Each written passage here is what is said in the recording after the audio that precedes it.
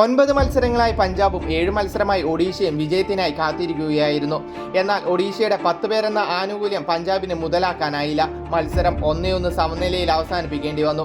മത്സരത്തിൽ ഇരു ടീമും മികച്ച ആക്രമണങ്ങൾ നടത്തി. മത്സരത്തിന്റെ 44-ാം മിനിറ്റിൽ രാഹുൽ ചുവപ്പ് കാർഡ് കാണുന്നു. 45-ാം മിനിറ്റിൽ പെട്രോസ് പഞ്ചാബിന് ലീഡ് നൽകി. എന്നാൽ ഓഫ് സൈഡിൽ നിന്നാണ് ഗോൾ നേടിയതെങ്കിലും റഫറി ഗോൾ അനുവദിച്ചു. ഒഡീഷ താരങ്ങൾ പലതവണ വാദിച്ചെങ്കിലും റഫറി ഗോൾ എന്നതിൽ ഉറച്ചു നിന്നു. എന്നാൽ അവിടെയാണ് ഒഡീഷ അവരുടെ ആക്രമണം കടുപ്പിച്ചത്.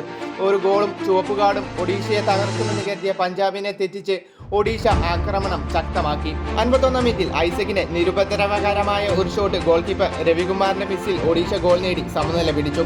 പഞ്ചാബ് പിന്നീട് പലതവണ ഗോളിന് അടുത്തെത്തിയെങ്കിലും ഒഡീഷയുടെ ഗോൾ കീപ്പർ അമരീന്ദറിന്റെ കൈകളെ പരാജയപ്പെടുത്താൻ കഴിഞ്ഞില്ല. എന്തായാലും ഈ സമനില ബ്ലാസ്റ്റേഴ്സിനാണ് കൂടുതൽ ഉപകാരപ്പെടുക.